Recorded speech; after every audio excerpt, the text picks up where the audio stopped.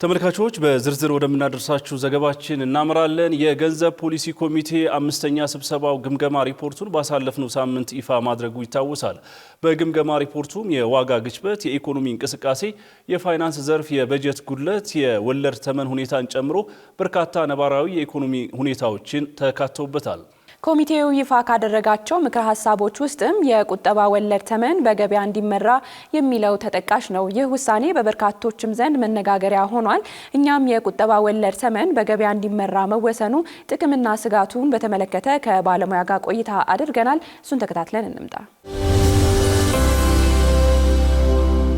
ጤና ይስጥልን ክቡራትና ክቡራን፣ እንዴት አላችሁ? ከዜና ባሻገር መሰናዷችን ተጀምሯል። በዚህ ፕሮግራማችን የተለያዩ ወቅታዊ የቢዝነስ የኢንቨስትመንትና የንግድ ጉዳዮችን እየለየን የዘርፉ ባለሙያዎችን እየጋበዝን የተቋማት የስራ ኃላፊዎችን እየጠራን ማብራሪያና ግልጽነት እናሰጣለን። በዛሬ ኢትዮ ቢዝነስ ከዜና ባሻገር መሰናዷችንም የብሔራዊ ባንክ ይፋ ስላደረገው የገንዘብ ፖሊሲ ሪፖርትን በተመለከተ በተለይም ደግሞ የቁጠባ ወለድ ተመንን በሚመለከት ሰፋ ያለ ቆይታ እናደርጋለን። በዚህ ጉዳይ ላይ ሰፋ ያለ ማብራሪያ የሚሰጡን ደግሞ አቶ ከፈለኝ ኃይሉ ናቸው። በኢትዮጵያ የቢዝነስና ኢንቨስትመንት ጉዳዮች ላይ በንቃት ይሳተፋሉ። አቶ ከፈለኝ እንግዳችን ስለሆኑ ከልብ እናመሰግናለን። እኔም በጣም አመሰግናለሁ። መልካም። እስኪ ወደ ዝርዝር ጉዳዮቻችን ከመግባታችን በፊት የማዕከላዊ ባንክ ከቅርብ ጊዜ ወዲህ ምናልባት ይመስለኛል ከአምስተኛ ዙር ነው አሁን ይፋ ያደረገው በየሶስት ወሩ ሀገራዊ ነባራዊ የኢኮኖሚ እንቅስቃሴዎችን እየቃኘ ግምገማ እያደረገ ለህብረተሰቡ ለዜጎች ይፋ ያደርጋል። ምናልባት ይህ ነገር መጀመሩ ምናልባት ለኢንቨስተሮች ለግለሰቦች እንደ ሀገርም በቢዝነስ ዓለም ውስጥ ላሉ አካላት ለመወሰንና ወደ ቢዝነሱ በንቃት ለመሳተፍ ስለሚያስችላቸው ነገርና ጠቀሜታውን አንሳ። ጠቀሜታው እንግዲህ በተለይ ለቢዝነስና ኢንቨስትመንት ሰዎች በኢኮኖሚ ውስጥ ለሚጠቀሙ ሰዎች በጣም እጅግ በጣም አስፈላጊ ነገር ነው። ለዜጎችም ቢሆን መንግስት የኑሮ ሁኔታን ለማሻሻል ወይም ደግሞ ኢኮኖሚውን እንዴት እየሄደ እንደሆነ ለሚገልጽ ትክክለኛ መረጃ በመስጠት ረገድ ግልጽነት በሚኖርበት ሰዓት አንዱ ጠቀሜታው ፕሬዲክቴብል ይሆናል፣ ተገማች ይሆናል። ምን ሊመጣ እንደሚችል እሱን በተለይ ጠቃሚ ነገሮች ናቸው። በተለይ ደግሞ ለዜጎች የኑሮ ውድነትን ለመቆጣጠር መንግስት ምን እየሰራ እንደሆነ ግልጽነትን በጣም ይፈጥራል። ለዜጎች ባጭሩ መረጃ በጨለማ ውስጥ ከመሄድ ከመጓዝ ያድናል። ምን እየተከናወነ ነው፣ እንዴት እየሆነ ነው፣ ምን ሊመጣ ይችላል ወይም ሊከናወን ይችላል የሚለውን ነገር ለማወቅ እጅግ በጣም ጠቃሚ ለውሳኔ የሚረዳ ነው። መልካም። ሌላኛው በዚህ በአምስተኛው የግምገማ ምክረ ሀሳብ ላይ በጉልህ ሲነሳ የነበረው በርካቶችም ሲያንሸራሽሩ የነበረው ጉዳይ የቁጠባ ወለድ ተመን ምናልባት ከዚህ በፊት በተደጋጋሚ ይነሳ ነበረ በባለሙያዎችም በተለያዩ አካላት። ይህ በገበያ እንዲመራ መወሰኑን እንዴት ይመለከቱታል? ምናልባት እንደ ባለሙያ በቅርበት እንደሚከታተል አካል ይህ ውሳኔ እንግዲህ የተወሰነው ከሁለት ዋና ዋና ምክንያቶች ነው በዋናነት ይመስለኛል። አንደኛው የገበያ መዛባትን ማስተካከል ነው። ይሄ ኮሬክቲንግ ዲስቶርሽን የሚባለውን ነገር ለማስተካከል ነው። እስካሁን በነበረው ሁኔታ የዋጋ ግሽበቱ ከ20 በመቶ በላይ ሆኖ ነበረ። እንግዲህ የቁጠባ ወለዱ ደግሞ 7% ነበረ። ይሄ ምን ማለት ነው? ትክክለኛው ሪል ኢንተረስቱ ኔጌቲቭ ውስጥ ነበር። እንግዲህ 20 እና 7 እንኳን ብንወስድ በኔጌቲቭ 13 ብር ነበር እየተንቀሳቀሰ ያለው። ይሄ ኔጌቲቭ ሪል ኢንተረስት ሬቱን ወደ ላይ እንዲሆን ያደርገዋል። ማለት ትክክለኛውን የገንዘብ ዋጋ እንዲያገኝ ያደርገዋል። ይሄ በዋናነት ሰዎች ገንዘባቸውን በባንክ ማስቀመጥ ይልቅ ንብረት እንዲያውሉ አድርጓቸው ነበር ከዚህ በፊት። ምክንያቱም ባንክ ማስቀመጥ ገንዘቡ እየቀነሰ ዋጋው እየቀነሰ ሊሄድ ስለሚችል ከግሽበቱ ጋር ስለማይጣጣም ይሄም ደግሞ ባንክ ከመታስቀምጠው ንብረት ላይ ነው። ይሄም ደግሞ ገንዘብን ከባንክ ስርዓት ውጪ እንዲያደርጉ ያስገፋፍቷቸዋል። ስለዚህ ይሄ ለሀገርም ኢኮኖሚ ትንሽ እንትን አልነበረው። ሌላው ሁለተኛው ዓላማ ቁጠባን ማበረታታት ነው። ይሄ ሪሶርስ ሞቢላይዝ ማድረግ ከሚለው ጋር ነው። ምክንያቱም የሚያስቀምጥ ሰው ተገቢውን የገንዘብ ዋጋ ካላገኘ ማስቀመጥን ሊበረታታ አይችልም። ስለዚህ ትክክለኛውን የገንዘብ ዋጋ እንዲያገኝ የሚሰጠው ማን ነው? ገበያው ነው ማለት ነው። በገበያው ይመራ የሚለው ነገር ገበያው የሰጠውን ሰው የሚያስቀምጠውም ሰው እንደዚሁ የሚበደረውም ሰው በትክክለኛ የገንዘብ ዋጋ ያስችለዋል ማለት ነው። ስለዚህ አሁን ምናልባትም ርካሽ የሚባለው ገንዘብ እየቀረ ገንዘብ ዋጋውን እያገኘ ምናልባትም እየጠነከረ ይሄዳል ተብሎ ተስፋ የሚደረግበት ነው። በጣም ጥሩ። ምናልባት እዚህ ጉዳይ ላይ እንቆይበት። ያው ከምክረ ሀሳቦቹ በስፋት ሲነሳና የመወያያ አጀንዳ ርዕስ ሆኖ ሰፊ ሽፋን ያገኘው ይህ ስለነበረ በተለይ ከቢዝነስ ከኢንቨስትመንት ጋር የተገናኘ ቁርኝት ያለው ሀሳብ ስለሆነ ብዬ ነው። ምናልባት ለግለሰቦች ቅድም በተወሰነ ደረጃ አንስተዋቸዋል፣ ለኢንቨስተሮች፣ ለባንኮች እንደው የትኛው ሴክተር በዚህ ምክረ ሀሳብ ተጠቃሚ መሆን ይችላል? የትኛውንስ አካል ሊጎዳ ይችላል?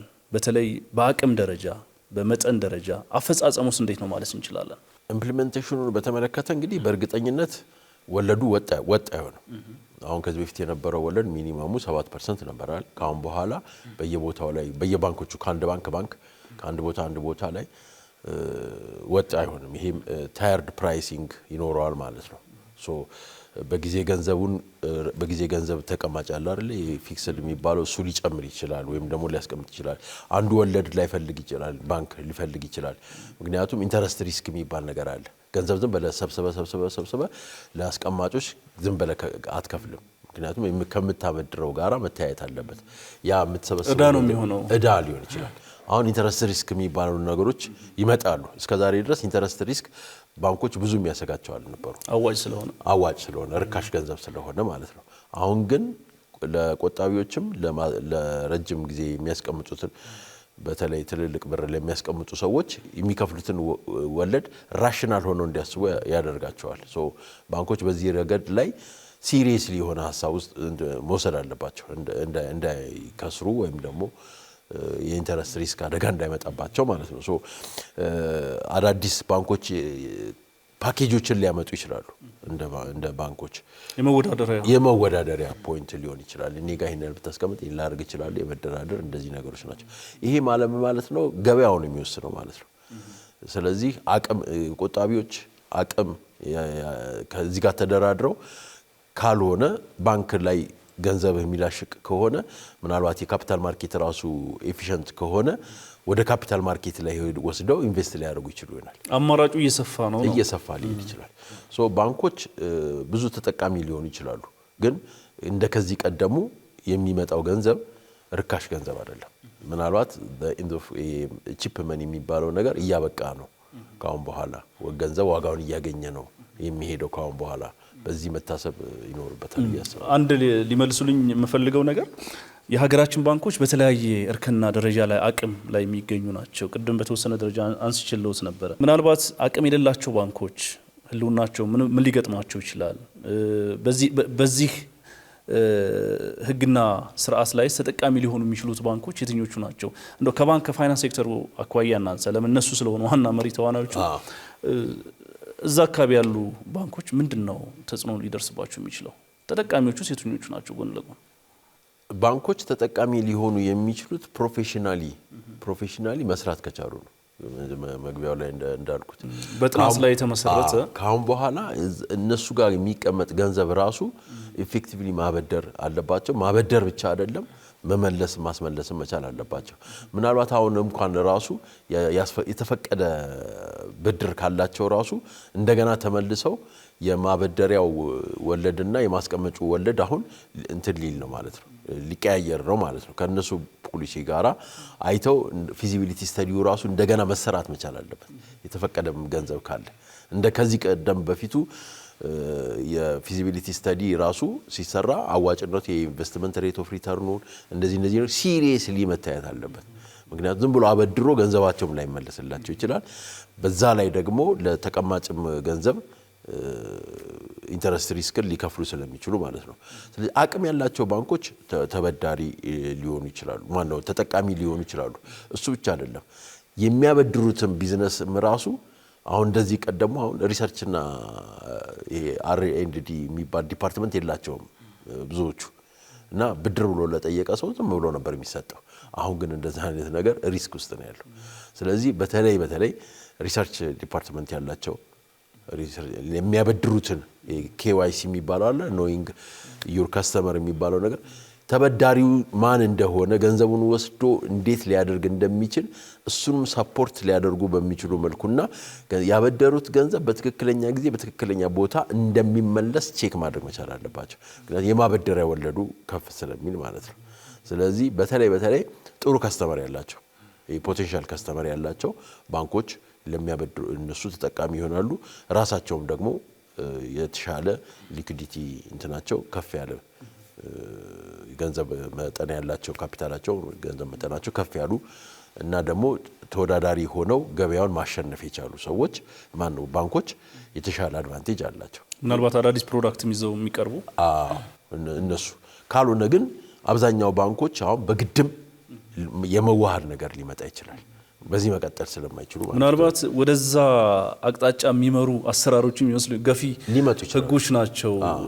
ህጎች በጠነከሩ ቁጥር አስገዳጅ የሆኑ የመርጅ የማድረግ አኩዝ የማድረግ እንደዚህ የመጣመር አስገዳጅ ነገሮች ሊኖሩ ይችላሉ። ምናልባት ግን ያው ብድር የቢዝነስ እንቅስቃሴ ዋና አካል ስለሆነ ለዛም ነው ይሄ ጉዳይ በስፋት እንዲነሳና ምክረ ሀሳብ እንዲነሳበት መወያያ እንዲሆን የመረጥ ነው። አጠቃላይ ኢኮኖሚው ላይ ሊኖሩ ስለሚችለው ተጽዕኖና መልካም ነገር ምንድነው ማለት እንችላለን? በቀጣይ አመላካች ነገሮች በተለይ የባንኮች ተቋማቸውን ያስተዳደሩ ወጪያቸውን የደንበኞቻቸውን ማንነት ምናምን የማያውቁ ባንኮች ላይ የመክሰር አደጋ ወይም ደግሞ የትርፍ በኃይለኛው ሁኔታ የመቀነስ ሁኔታ ሊመጣባቸው ይችላል እና በእነሱ እንትኖች ሊወሰን ይችላል። ብሔራዊ ባንክ ይህንን ሬጉሌት በሚያደርግበት ጊዜ ማንኛውም ባንክ የህዝብ ተቋሞች እስከሆኑ ድረስ ከገበያው ውስጥ የሚወጡትን ይህን መፈተሽ መቻል አለበት። የአስተዳደር ወጪያቸው የበዛ የተበላሸ ብድር ኤንፒኤል ብዙ ያለባቸው ባንኮች ከስራው ይሄ ማለት በጠቅላላ ኢኮኖሚ ውስጥ የሚያመጣው እንትን ቀላል ነገር ስላልሆነ ነው ማነሳው። የካፒታል አቅማቸው ደካማ የሆኑ ትናንሽ ባንኮች ፈተና ውስጥ ይገባሉ።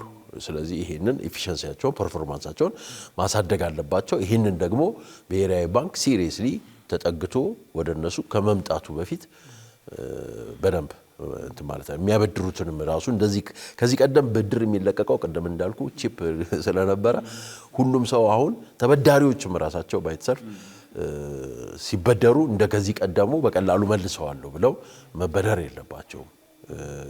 ከባድ ነው የሚሆነው ምክንያቱም በገበያ ዋጋ ስለሆነ ርካሽ ብር ከእንግዲህ ወዲህ ወለዱ ከፍ ባለ ቁጥር እነሱ ላይም ታሳቢ ገንዘብ ዋጋውን እያገኘ ሊሄድ ይችላል። ግን በአጭር ጊዜ ውስጥ ይሄ ላይ መጣ ይችላል። ግን በሂደት ውስጥ ይሄ እየመጣ ሊሄድ ስለሚችል ባንኮች እያንዳንዳቸው መጠንቀቅ አለባቸው። ይሄ ደግሞ ኢፌክቱ ወደ ሀገር እንዳይመጣ ብሔራዊ ባንክ ደግሞ ይሄንን ነገሮች ሬጉሌት የማድረጉን ስራ መስራት አለበት። ስለዚህ የፋይናንስ ስርዓቱ የበላይ ተቆጣጣሪ ሆነው ማዕከላዊ ባንኩ ምንድነው ማድረግ ያለበት? በባንኮች መካከል አላስፈላጊ ውድድር እንዳይፈጠር፣ የኢኮኖሚ እንቅስቃሴው እንዳይረበሽ በቅርበት ክትትል በማድረግ ስርዓቶችንም በማበጀት እንደው እዛ ላይ ምን አይነት ኃላፊነት ይኖርበታል ይላሉ? ብሔራዊ ባንክ እንግዲህ በቅርብ ማድረግ ያለበት ነገሮች አሉ። ምንድነው የክትትልን ሚናውና የሌሎች ሀገራት ተሞክሮን መውሰድ ይቻላል። እንደ ኬንያ እና ምዕራባውያን ሀገራት ተሞክሮ ወለድ በገበያ ሲመራ መጀመሪያ ላይ የገበያ መዋዠቅ ይፈጠራል። በእንደዚህ የዚህ ጊዜ ሰዓት የብሔራዊ ባንክ ሚና መሆን ያለበት አንደኛው የተጠቃሚዎችን ጥበቃ ነው። ይህንን ላይ በሲሪየስሊ መታሰብ አለበት። ይህም ባንኮች በወለድ ስም የተደበቁ ክፍያዎችን እንዳያበዙ መከታተል ያስፈልጋል። ይሄ በኋላ ላይ አደጋ ላይ ያመጣ ስለሚችል ማለት ነው። እንደዛ ብዬ አስባለሁ። የመጨረሻው ደግሞ የአበዳሪነት ሚና ነው። ሌንደር ኦፍ ላስት የምንላቸው ሪዞርት የምንላቸው አንዳንድ ባንኮች የገንዘብ እጥረት ሲያጋጥማቸው ስርዓቱ እንዳይናጋ ብሔራዊ ባንክ ድጋፍ የሚያደርግበትን መንገድ ማመቻቸት አለበት። እነዚህ ሁለቱ ነገሮች አሁን የአጭር ጊዜ እና በቅርበት ሬጉሌት መደረግ አለበት።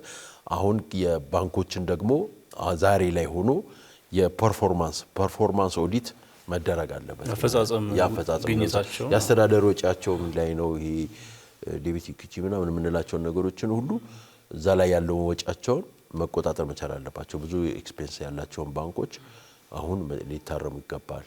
እንዲህ አይነት ነገሮችን የምክርና የድጋፍ ሬጉሌት የቁጥጥር ሳይሆን የሬጉሌት የማድረግ ነው ውሳኔው። ኢትዮጵያ ወደ ገበያ መር ኢኮኖሚ ለምታደርገው ዋናው ወሳኝ እርምጃ ነው። በአጠቃላይ ውሳኔውን በምናይበት ጊዜ በአጭር ጊዜ ውስጥ የብድር ወለድ መኖርና የብድር ወለድ የቢዝነስ መቀዛቀዝ ሊኖር ይችላል እስከሚረጋጋ ወይም ገበያው ምላሽ እስከሚሰጥ ድረስ ምን ያህል ምጣኔ ነው የሚከፍለው ለአስቀማጮች ምን ያህል ሊያደርጉ ይችላሉ። ምናልባት አንዳንድ ባንኮች ሊኩዲቲ እንትን ያለባቸው ክራንች ያለባቸው ከ8% ከ8 እስከ 10 ቢሄዱ ነው ብዬ ነው ማስበው።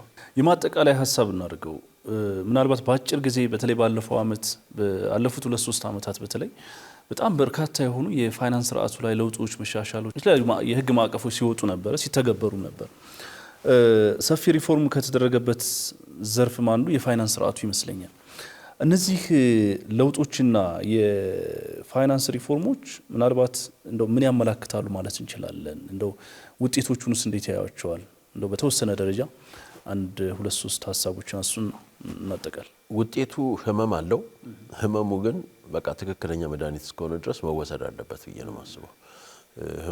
ህመም እስካለ ድረስ ነው። ግን አብሮ መወሰድ ያለባቸው ነገሮች አሉ። ለምሳሌ የውጭ ምንዛሪ ግብይት በፍሎቲንግ ይደረግ የሚለው አንዱ ነው። ከፋይናንስ ማሻሻያ ውስጥ አንዱ የምር መሆን አለበት። ሁለተኛው ደግሞ የምርቱ ሴክተር አብሮ ማደግ መቻል አለበት። ኤክስፖርት የምናደርጋቸው ነገሮች በጣም የተወሰኑ ናቸው። አሁን ምናልባት ወርቅ እየመጣ ነው ያለው። ከዛ ውጭ ግን ቡና ነው ውጤታማ እየሆነ ያለ ነው። ስለዚህ በአይነትም በጥራትም በብዛትም ኤክስፖርት የምናደርጋቸው ነገሮች እየጨመሩ መምጣት መቻል አለባቸው። ይሄ የውጭ ምንዛሪ ግኝቱ ላይ መሰራት መቻል አለበት። ሬሚታንሱም ራሱ ቀላል መሆን መቻል አለበት። እነዚህ ነገሮች ቀላል ሲሆኑ ወደ ሀገር ውስጥ የሚገባው ካሽ ፍሎ የውጭ ምንዛሪ ካሽ ፍሎ የተስተካከለ ይሆናል። አሁን ግን መግዛት ነው። ባንኮች ሁሉ የሚገዙበትን ዋጋ ነው እንጂ የሚነግሩህ ሲሸጡልህ የምትፈልገውን ያህል ታገኛለህ ወይ፣ በፈለከው ሰዓት ታገኛለህ ወይ፣ ሲሸጥልህ ስንት ነው የሚሸጥልህ የሚባለው ነገሮች ሌላ አይነት ናቸው። ገበያ ደግሞ እነዚህ ሰፕላይና ዲማንድ ማያያዝ ስላለበት ነው። አጠቃላይ ግን አብሮ መሰራት ያለባቸው ስራዎች አሉ። እነሱንም መስራት ያስፈልጋል። በጣም እናመሰግናለን። ተመልካቾቻችን በዛሬቱ የቢዝነስ ፕሮግራማችን የኢትዮጵያ ብሔራዊ ባንክ በቅርቡ ይፋ ስላደረገው የገንዘብ ፖሊሲ ኮሚቴ ሪፖርትን በተመለከተ በተለይም ደግሞ የተቀማጭ ገንዘብ ወለድን ተመንን በሚመለከት ሰፋ ያለ ቆይታ አደረግን። በዚህ ሀሳብ ላይ ማብራሪያና ትንታኔ የሰጡን አቶ ከፈለኝ ኃይሉ ናቸው። በኢትዮጵያ የቢዝነስና ኢንቨስትመንት አጠቃላይ በኢኮኖሚ እንቅስቃሴ ላይ በቅርበት ክትትልና ማብራሪያ በመስጠት ይታወቃሉ። አቶ ከፈለኝ እንግዳችን ስለሆኑ ለሰጡን ጊዜ ለሰጡን ሀሳብ ከልብ እናመሰግናለን። እኔም በድጋሚ በጣም አመሰግናለሁ።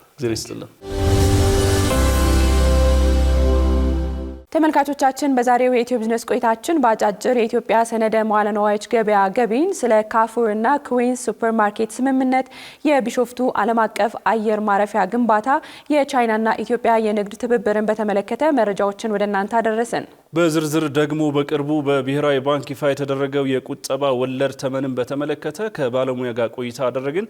ቃል ኪዳን ታደሰና ጥላሁን አያሌው አብረናችሁ ቆየን። በቀጣይ ፕሮግራማችን እስከምንገናኝ ጤና ይስጥልን።